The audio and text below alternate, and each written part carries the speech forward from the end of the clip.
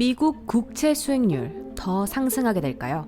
미국 국채 수익률 상승이 지금 우리랑 무슨 상관이 있는지 의문이 드신다면 긴장하셔야 될 것 같습니다. 전 세계가 흔들렸던 2007년 그 암흑의 시기가 다시 재현될 수 있다고 상상해 볼 수도 있는데요. 현재 국채 수익률과 비슷한 수준에 도달했던 그 시기에 리먼 브라더스가 붕괴되고 주식 시장이 대격변을 겪었죠. 하지만 그렇다고 해서 우리가 정말 그 어두웠던 상황으로 다시 돌아갈 수 있을까 하는 의문이 드실 텐데요. 오늘은 바로 이 내용에 대해 더욱 집중적으로 이야기해볼까 합니다. 뿐만 아니라 암호화폐 시장에 돌연 등장한 흥미로운 고래에 대해 소개하려고 하는데요. 30억 달러에 달하는 엄청난 금액을 비트코인에 투자한 플레이어가 등장했습니다. 그리고 현재 시장을 뒤덮고 있는 리스크 평가를 위해서 주목해야 할 흥미로운 지표에 대해서도 이야기해보겠습니다. 그나저나 모두들 여름 휴가는 잘 다녀오셨는지요? 아직 여름 휴가 막바지라 늦은 휴가를 가시는 분들도 계실 텐데요. 오늘 영상 말미에 코인엑스와 함께하는 여행 이벤트 또한 소개해드릴 테니 영상 끝까지 함께해보시길 바랍니다. 이번 분기에만 미국은 약 1조 달러의 국채를 발행할 것으로 예상되며 이는 2020년 2분기 글로벌 럭다운 기간 동안 발생한 2조 8천억 달러에 이어 사상 두 번째로 높은 금액입니다. 향후 2분기 동안 미국은 약 1조 9천억 달러의 국채를 발행할 것으로 예상되는데요. 미국은 적자를 메우기 위해서 기록적인 수준의 부채를 발행하고 있습니다. 한마디로 지출과 차입이 통제 불가능한 상태죠.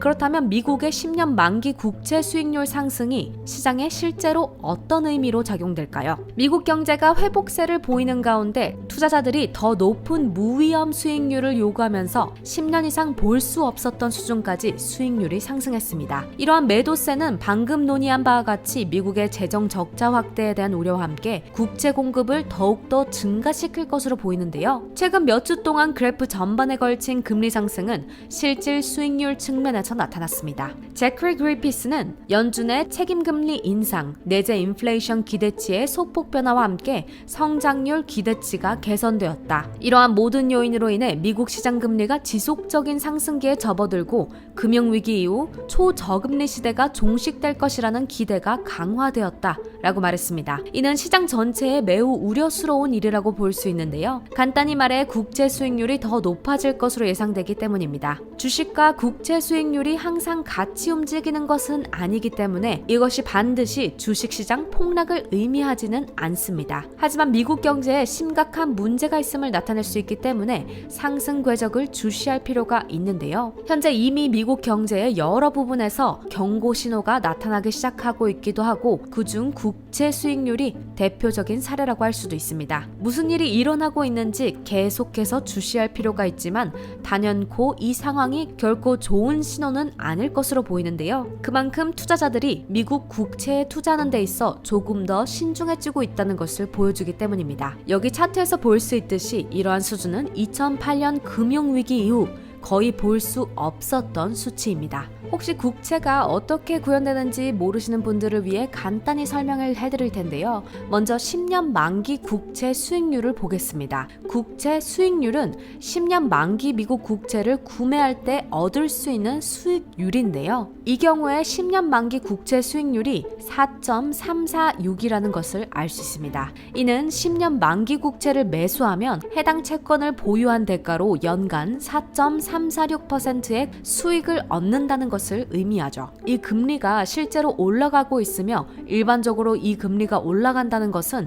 10년 만기 국채가 저렴해지고 있다는 것을 의미합니다. 이 말인즉 결국 아무도 미국 채권을 사고 싶어 하지 않는다는 건데요. 실제로 많은 국가들이 미국 부채를 없애고 있습니다. 중국과 일본도 그 국가들 중 일부이기도 한데요. 관련해 자세한 영상 곧 공유하도록 하겠습니다. 그리고 미국 사회보장국도 미국 채권의 가장 큰 판매자 중 하나인데 그 이유는 사회보장 혜택을 지불하는데 그 돈을 사용하기 때문입니다. 미국 외 다른 국가들을 살펴보면 두바이로 유명한 아랍에미레이트 연합국도 이러한 국채를 판매하고 있기도 한데요. 여기서 무엇보다 중요한 것은 미국의 10년 만기 국채 수익률이 전례 없는 수준에 도달하고 있다는 것입니다. 지금 우리가 보고 있는 것은 2007년 이후 볼 수 없었던 수준으로 장기 국채 수익률이 전례 없이 상승하고 있는 것인데요. 모두들 2007년은 2008년 미국에서 대규모 신용 위기가 발생하기 직전이었다는 것을 기억하실 텐데요. 여기서 문제는 이러한 상황이 다시 발생할 수 있다는 것입니다. 물론 그렇지 않을 수도 있지만 무슨 근거로 다시 경제 위기가 일어날 수 있다고 할 수 있을까요? 관련해 두 가지 관점에서 생각해 보도록 하겠습니다. 첫 번째는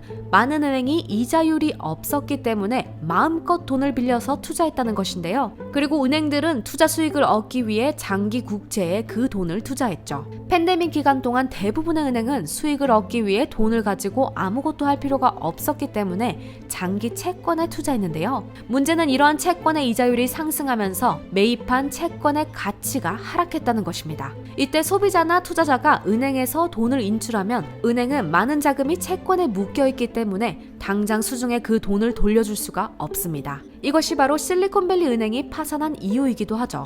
두 번째는 이자율이 올라가면 건물이나 주택을 구입하기 위해 대출을 받으려는 사람들이 훨씬 더 높은 이자율로 대출을 받는다는 것인데요. 현재 미국에서는 이자율이 너무 높아서 많은 건물 소유주들이 시장에서 발을 빼기 시작했습니다. 이러한 상황이 계속 진행된다면 미국 주택시장이 붕괴된 2007년과 2008년에 일어난 일이 어느 정도 반복될 가능성이 있죠. 연방준비은행은 시장이 예상하고 있는 무언가가 나올 때까지 정책을 계속 긴축할 것으로 보고 있는데요. 따라서 현재 궤도를 계속 유지하면 10년 만기 국채 금리가 계속해서 상승하고 10년 만기 금리뿐만 아니라 2년 만기 금리 또한 상승할 텐데요. 또한 S&P는 이미 은행의 신용등급을 강등하기 시작했고 JP모건 등 더 많은 은행의 신용등급을 강등할 것이라고 말하기도 했습니다. 일부 월렛에 비트코인과 이더리움이 축적되기 시작하는 것을 볼 수 있는데요. 특히나 상당량의 비트코인과 이더리움을 축적하고 있는 것으로 확인됩니다. 지난 3개월 동안 세계에서 세 번째로 큰 비트코인 월렛이 된